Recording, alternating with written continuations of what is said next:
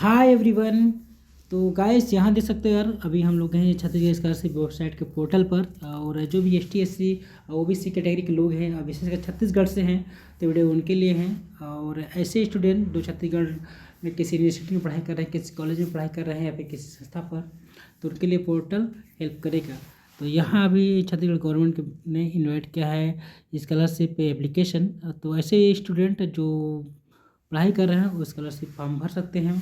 जिनके पास user ID password है वो लॉगिन कर सकते हैं, और जिनके पास यूजर ID पासवर्ड नहीं है वो नया क्रिएट कर सकते हैं। ठीक है, तो इसके बाद आप लोग को अप्लाई करना है और इसमें कुछ ऐसे बातें करेंगे दोस्तों ताकि आपको मज़ा आएगा। ठीक है, कुछ इन्फॉर्मेशन मिलेगी।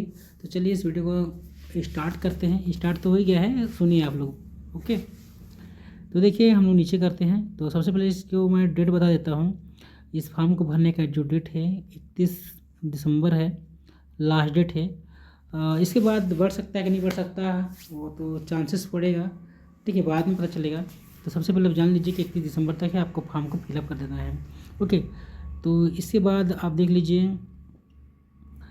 यहाँ से है अपना रजिस्ट्रेशन कर सकते हैं। और जो यूजर पासवर्ड है पहले से, तो अपना लॉगिन कर लीजिए। अगर आपके पास यूजर ID पासवर्ड नहीं है या फिर यूजर ID पासवर्ड है और भूल के है, तो यहाँ से आप फॉरवर्ड कर सकते हैं। ओके, इसके बाद अगर और भी कुछ प्रॉब्लम आ रहा है आपको रजिस्ट्रेशन में, पंजीयन में, तो मैं एक बार हल्का सा दिखा देता हूँ अपना यहाँ पास टैप करके। तो यहाँ देखिए गाइस, आप लोग यहाँ से करेंगे यार बेसिक डिटेल पर। तो यहाँ पर आपका नाम दिया है, मिडिल नेम दिया है, नाम दिया है, उसको दोबारा यहाँ पर रिपीट करेंगे और इसके ज़रिए आप अपना रजिस्ट्रेशन कर सकते हैं। नीचे दिया है पापा का नाम, मदर नेम, और यहाँ कंफर्म फादर नेम डालिए, कंफर्म मदर नेम डालिए। इसके बाद जो भी डिटेल है उसको बेसिक डाटा फिल कर लीजिए।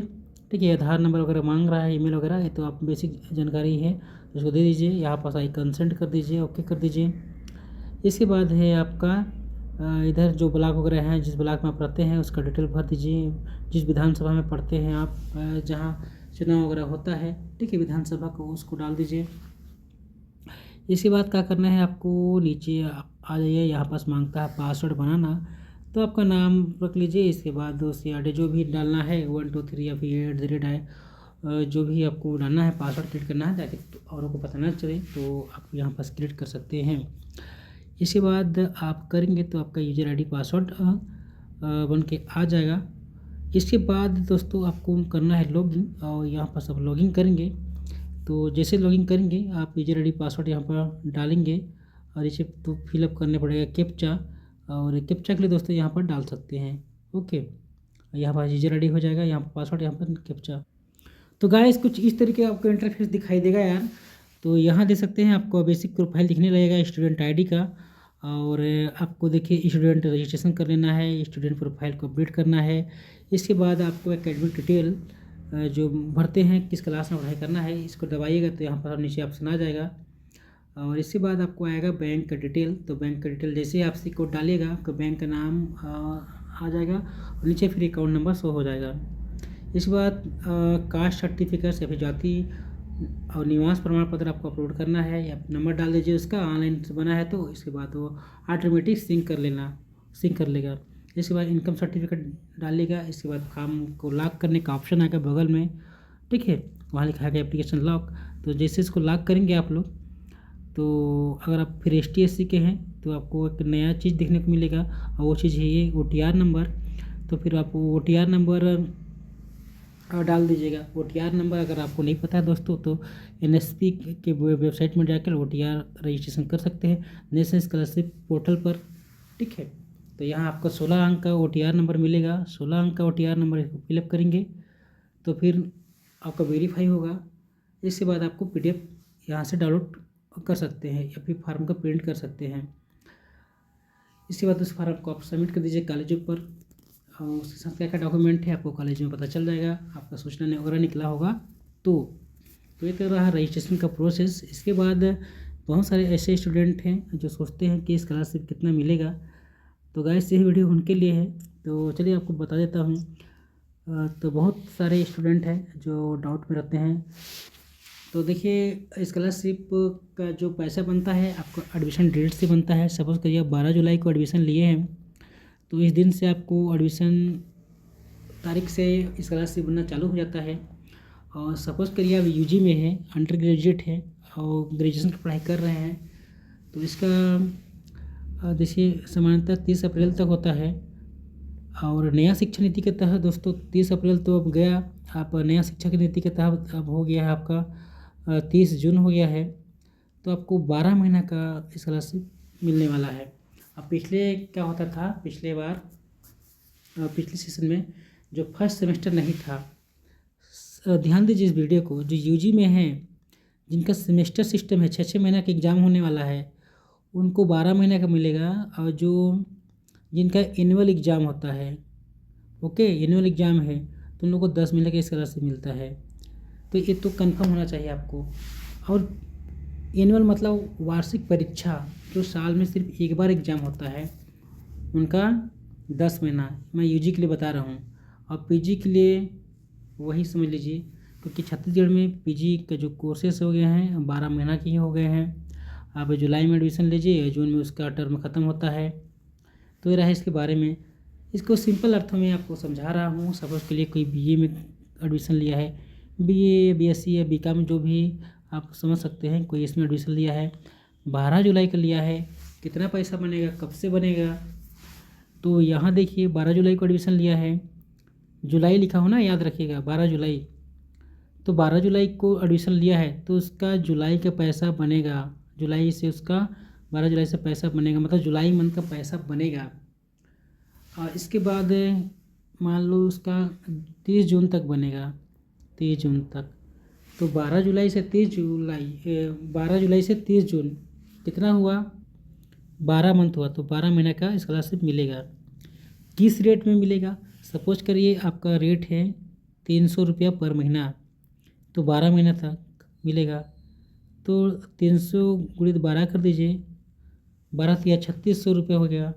कितना हो गया, 3600 रुपये हो गया। तो ये हो गया 3600 रुपया। आपने एडमिशन्स में फ़ीस कितना जमा किया था, सपोज़ करिए आपने फ़ीस जमा किया था 2000 रुपये जमा किया था।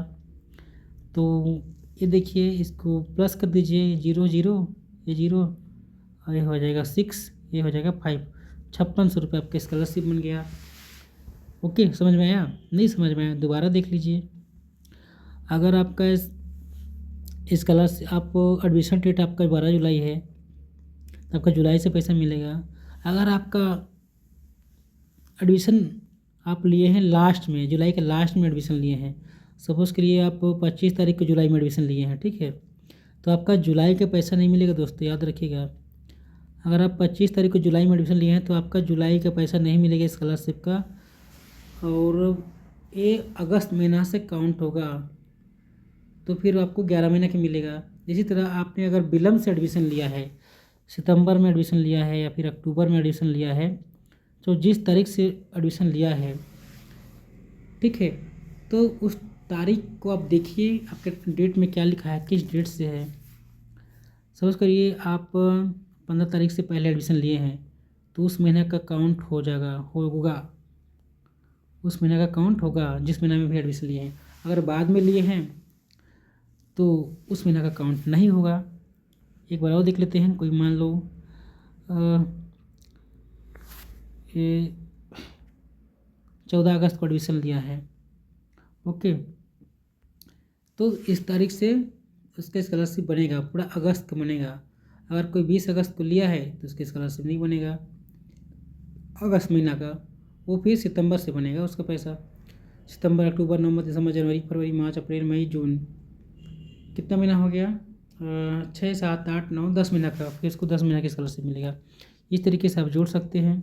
अब रही बात रेट की कि कौन सा रेट में कितना क्लास का है, तो देखिए BSc, BA, ST, SC, OBC के लिए हर कैटेगरी का अलग अलग रेट है, ठीक है। इसके हिसाब से सीजी गवर्नमेंट ने तय कर रखी है कि आपको पर महीना कितना स्कॉलरशिप दिया जाएगा।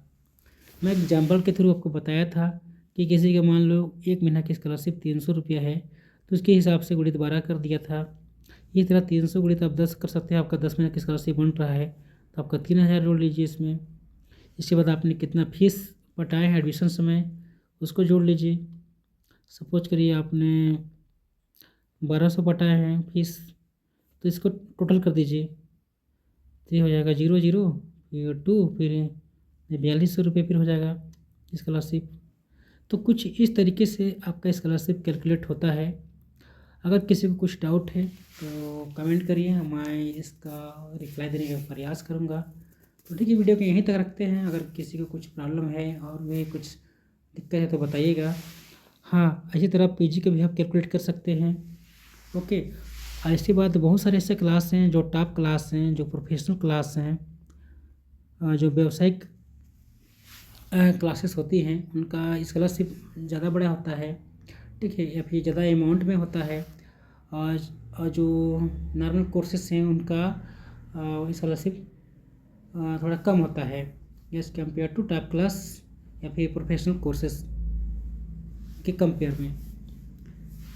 तो ठीक है दोस्तों, वीडियो देखने का थैंक यू वेरी मच। मैं वीडियो के बस एंड करता हूँ। ओके।